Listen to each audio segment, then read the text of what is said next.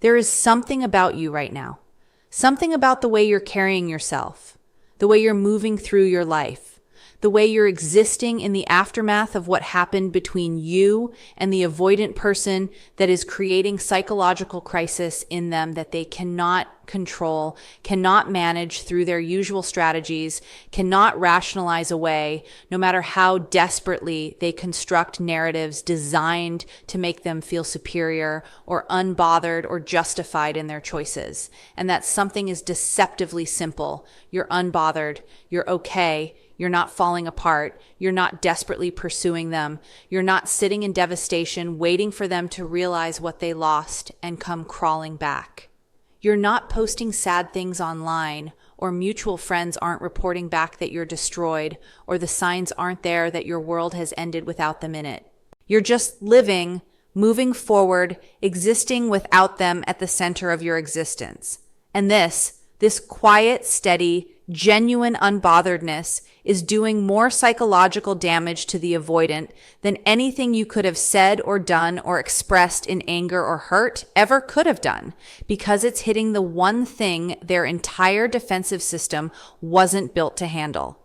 The possibility that they weren't as essential as they believed, that losing them didn't create the devastation they expected, that you were always capable of being whole without them, and that the power they believed they held through their withdrawal and their hot and cold behavior and their emotional unavailability was never actually power at all, but was simply the illusion of power that only existed because you were previously participating in the dynamic by caring desperately about whether they stayed or went. Your unbotheredness is driving them insane. Not because it's manipulation, though they'll desperately try to frame it as manipulation, because framing it as manipulation is the only way they can make sense of it without confronting the more terrifying possibility that it's genuine.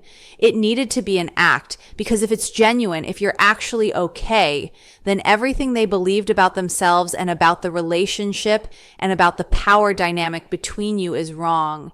And being wrong about the fundamental architecture of their psychological world is more terrifying than almost anything else they can imagine. So they watch you. They pay attention to every signal they can find. They analyze your behavior, looking for cracks in the facade, looking for evidence that beneath the calm exterior you're suffering, looking for proof that you still care desperately enough that your unbotheredness is performance rather than reality.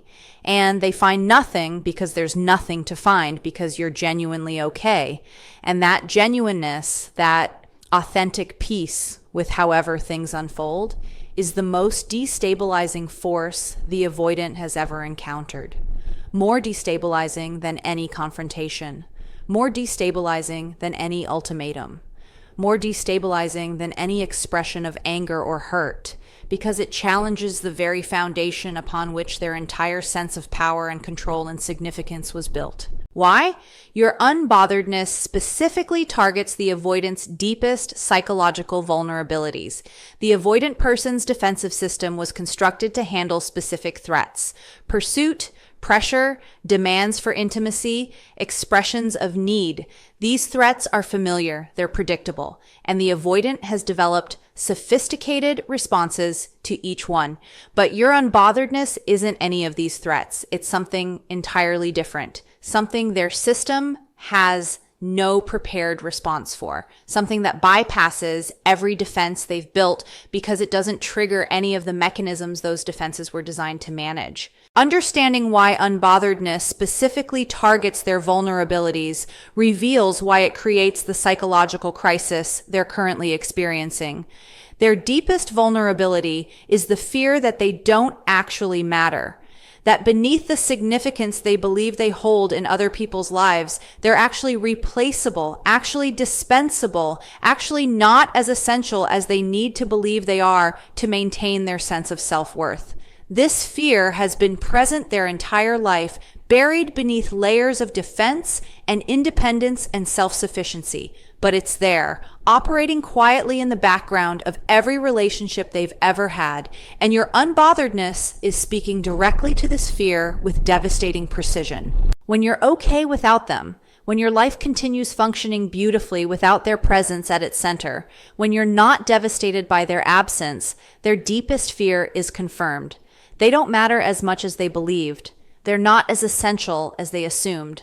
The space they occupied in your life has been filled, not frantically or desperately, but quietly and naturally, by other sources of fulfillment, other connections, other reasons to wake up in the morning feeling like life is worth living. This confirmation of their deepest fear is what creates the insanity they're experiencing, because the fear was supposed to remain theoretical, was supposed to never be tested against reality, and you've tested it simply by being okay. And the test result is devastating. Their second deepest vulnerability is the belief that their withdrawal creates power, that by pulling away, by withholding their emotional availability, by creating distance, they maintain control over the dynamic and maintain significance in the other person's life. This belief has been fundamental to how they operate in every relationship. Withdrawal creates anxiety in the other person. Withdrawal creates pursuit. Withdrawal creates the dynamic where the avoidant is the one being chased, being wanted, being needed, which feels safe because being needed means you matter. Being pursued means you're significant. Being chased means your presence is valued enough that your absence creates distress. Your unbotheredness destroys this belief completely. You're not anxious about their withdrawal. You're not pursuing them. You're not demonstrating through your behavior that their distance is creating the distress they expected it to create. The withdrawal that was supposed to be their power move has turned out to be meaningless. Not because you're suppressing your response to it, but because you genuinely don't have the response they expected. You responded to their withdrawal not with pursuit, but with your own life continuing. And this response reveals that their withdrawal was never power at all, but was simply behavior that created space. Space they assumed you couldn't fill, but that you filled without drama or difficulty or any of the anxiety they were counting on creating. Their third vulnerability is the assumption that love, once given deeply, creates permanent leverage. That because you loved them, because you were invested, because you showed through your behavior that they mattered to you enormously, they would always hold that significance over you, regardless of what they did with your love or how carelessly they treated it. This assumption made them feel safe, even as they behaved badly. She loves me, so she'll always come back. So I can withdraw and go cold and create distance, and eventually she'll pursue me again because the love won't just disappear. Your unbotheredness reveals this assumption as catastrophically wrong. Love doesn't create permanent leverage. Love that's been repeatedly disrespected doesn't maintain the same desperate quality it once had. Investment that's been met with consistent withdrawal doesn't sustain itself indefinitely through willpower alone. At some point, the investment recalibrates, the emotional energy redirects, and the person who was desperately in love finds themselves genuinely at peace with however things unfold. This recalibration is what they're witnessing in you. And it's terrifying because it means the safety net they assumed your love provided has been removed. And they're now standing on ground that has nothing beneath it except the consequences of their own choices. The specific ways their insanity is manifesting as they watch you being unbothered. The psychological crisis your unbotheredness creates in the avoidant isn't abstract internal suffering. It manifests in specific, observable behaviors and thought patterns that reveal exactly how destabilized they are by your calm, peaceful, genuine okayness. Understanding how their insanity manifests reveals the depth of impact your unbotheredness is having. They're obsessively monitoring your social media, checking your posts, analyzing your photos, reading your captions, looking for evidence that you're performing happiness rather than experiencing it. They need to find proof that the unbotheredness is an act, because an act means they still hold power, still matter, still have the significance they need to believe they have. Every photo you post where you look genuinely happy creates specific anxiety in them, because genuine happiness means you've moved on, means they didn't destroy you, means the relationship ending wasn't the catastrophe they assumed it would be for you. They're searching desperately for the crack, the post that reveals suffering beneath the surface, the caption that hints at loneliness, the photo where the smile doesn't quite reach the eyes, and they're finding nothing because there's nothing to find. And the finding of nothing is creating more anxiety than finding evidence of suffering ever could, because nothing means you're actually okay. And actually okay means everything they believed about their significance was wrong. They're checking with mutual friends. Casually, they think, subtly asking questions that are designed to seem like innocent interest, but are actually intelligence-gathering missions to determine whether your unbotheredness is genuine or performed. "How's she doing?" asked with a tone designed to communicate casual concern, when actually the question is a desperate need to know whether you're suffering. "Is she seeing anyone?" asked with a tone designed to communicate friendly curiosity, when actually the question is a desperate need to know whether you've replaced them and whether replacement has been easy or difficult. The mutual friends either see through the questioning or they don't. But either way, the information that comes back, "She seems really good actually, genuinely happy," creates specific distress because it confirms what they feared. You didn't need them the way they believed you did. They're creating scenarios designed to provoke an emotional response from you, reaching out with ambiguous messages, appearing in places where they know you'll be, behaving in ways designed to test whether your unbotheredness cracks under the pressure of their presence or their communication. These provocations are desperate attempts to restore the familiar dynamic where their behavior creates a predictable response in you.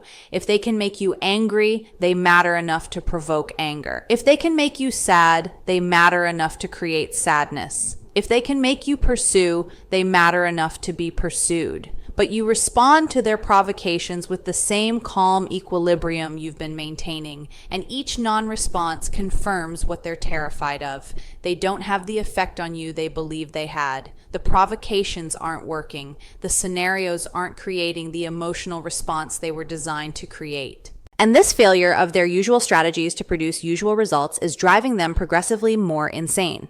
They're experiencing intrusive thoughts about you throughout their day. Not romantic or nostalgic thoughts, but anxious, analytical thoughts, where they're constantly processing what your unbotheredness means, constantly trying to decode it, constantly running scenarios in their mind about what's really happening beneath your calm exterior. Is she actually okay, or is she hiding it? Did she move on this fast, or has she been processing for longer than I realized? Is there someone new? Does she think about me at all? Or have I just completely disappeared from her life? These intrusive thoughts are consuming mental energy they cannot redirect because the questions don't have answers they can access. And the uncertainty created by your genuine peace is more anxiety producing than any direct confrontation would have been. They know how to handle conflict. They know how to handle pursuit. They don't know how to handle someone being genuinely fine without them. The genuineness is the thing they can't process. They're experiencing a specific form of jealousy that isn't about romantic replacement, but about replacement of significance. Jealousy about the friends you're spending time with, the activities you're engaging in, the life you're building that doesn't include them. This isn't jealousy about who you might be romantically involved with. It's jealousy about who and what is filling the space they thought only they could fill.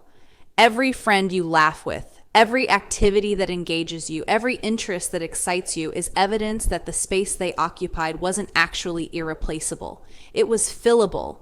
It was fillable by multiple sources.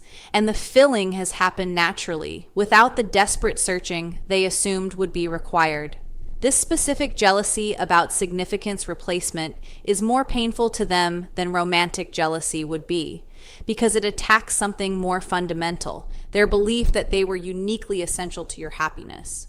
They're lying awake at night, replaying every interaction they had with you, searching for the moment where you shifted from desperately invested to genuinely okay, trying to identify the exact point where their behavior stopped mattering to you, where the pursuit stopped, where the investment recalibrated. They're looking for the turning point because if they can identify it, they can understand what they did that caused it, which gives them the illusion of control over a situation that actually escaped their control entirely. But there isn't a single turning point to identify. There's a gradual shift that occurred through accumulation of their behavior over time, through your own healing work, through your decision to prioritize yourself over a relationship that was depleting you. The absence of an identifiable single moment makes the situation feel even more uncontrollable to them because they can't pinpoint what to change or what to do differently. The shift already happened, and it happened through a process they couldn't have prevented with any single different choice. Why your unbotheredness works more powerfully than any direct confrontation or expression of hurt ever could. The avoidance defensive system is specifically designed to handle direct confrontation. When you expressed hurt, when you communicated how their behavior affected you, when you tried to have honest conversations about what needed to change, their system activated its defenses and managed the threat through withdrawal or deflection or blame shifting or minimization. These are familiar responses to familiar threats, and the system handles them efficiently, even though handling them means the underlying issues never actually get addressed. But your unbotheredness isn't a threat their system knows how to handle. It bypasses every defense because it doesn't trigger any defense. Understanding why unbotheredness works, where confrontation couldn't, reveals the psychological mechanism that makes it so devastatingly effective. Direct confrontation activates their fight or flight response, which triggers withdrawal as the primary defense mechanism, which creates distance that temporarily resolves the threat from their perspective. When you confronted them about their behavior, when you told them how their withdrawal hurt you, when you expressed need for consistency, when you communicated that their patterns were unacceptable, their nervous system registered threat and activated the withdrawal response. The withdrawal created distance. The distance reduced the immediate intensity of the confrontation, and from their perspective, the threat was managed, even though nothing actually changed.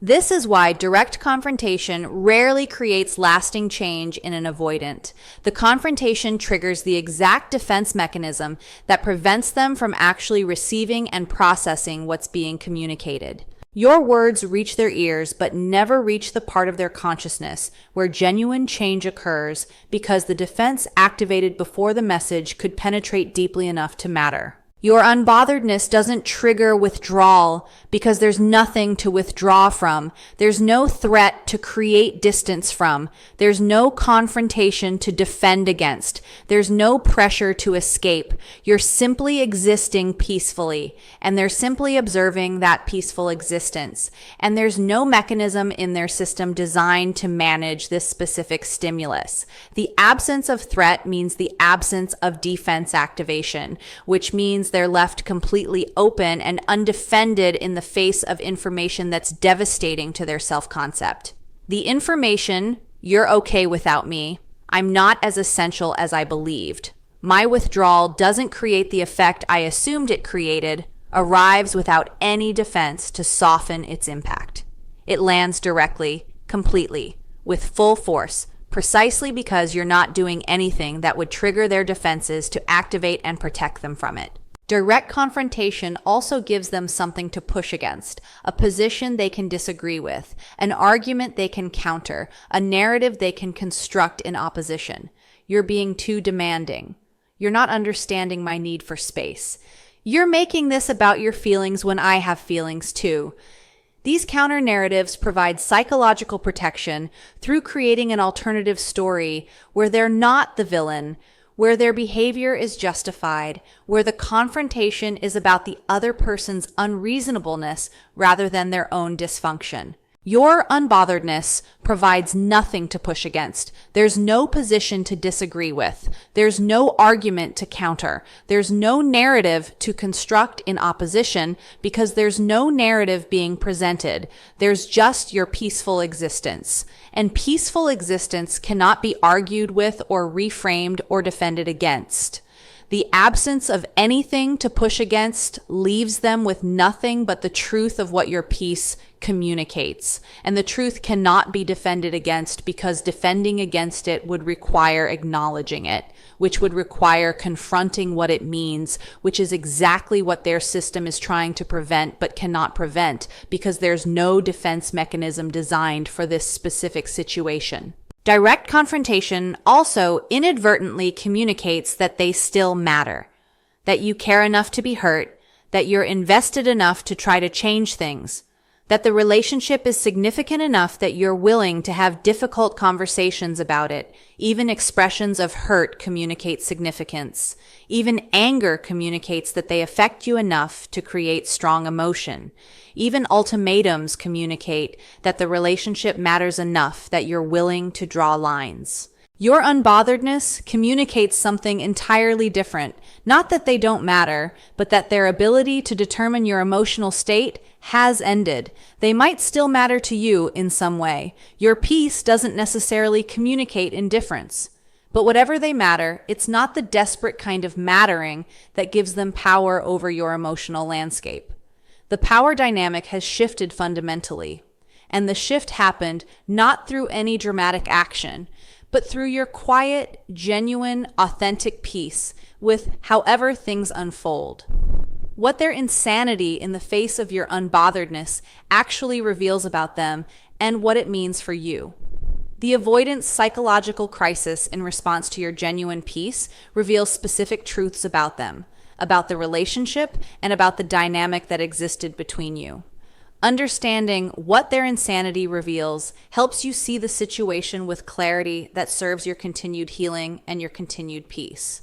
Their insanity reveals that their entire sense of significance was built on your suffering. This is an uncomfortable truth, but it's the truth that their reaction exposes. When you were pursuing, when you were hurt, when you were desperately invested in whether they stayed or went, they felt important. They felt significant. They felt like they mattered in ways that made their own existence feel meaningful. Your suffering was the evidence they used to confirm their own significance. And without your suffering, without the evidence that they could affect your emotional state through their behavior, their sense of significance crumbles. This reveals something deeply problematic about how they derived their self-worth. They needed another person's pain to feel like they mattered, needed your pursuit to feel desired, needed your desperation to feel essential. Your unbotheredness removes this source of self-worth, and the removal is creating a crisis because they have no alternative source to replace it. Their insanity reveals that the power dynamic in the relationship was never actually about them being powerful, but about you giving them power through your participation in the dynamic they created. They believed they held power because they could withdraw and create anxiety, because they could go cold and create pursuit, because they could withhold and create need, but this power was borrowed. It existed only because you were participating in the dynamic through your anxious response to their behavior. The moment you stopped participating, the moment you stopped responding with the anxiety and pursuit their power depended on, the power evaporated. It was never theirs. It was always yours to give or withhold, and you've withdrawn it. And the withdrawal has revealed that their power was always an illusion, sustained by your cooperation. This revelation is what's driving them insane. Not that you've done something powerful, but that you've simply stopped doing something that was sustaining their power. Their insanity reveals that beneath their defended independence and self-sufficiency, they desperately needed you to need them in order to feel worthy of existing in relationship. The self-sufficient narrative, I don't need anyone, I'm complete on my own, was supposed to be their protection against the vulnerability of needing. But the reality revealed by their crisis is that they did need something from you. They needed you to need them. They needed to feel essential to your happiness. They needed the evidence of your investment to confirm their own value. And your unbotheredness has removed this evidence, leaving them without the external confirmation they claimed they didn't need, but actually depended on more than they were willing to admit. The crisis isn't about losing you. It's about losing the mirror that reflected them as significant. And without that mirror, they don't know how to see themselves. Their insanity means you should continue exactly as you are. Not because continuing your peace is a strategy designed to destabilize them, but because your peace serves you regardless of its effect on them. The most important thing about your unbotheredness isn't what it does to the avoidant. It's what it does for you. It means you've healed enough to be genuinely okay. It means you've done enough work on yourself that your worth no longer depends on their recognition. It means you've built enough life independent of the relationship that your existence is genuinely fulfilling without them at its center.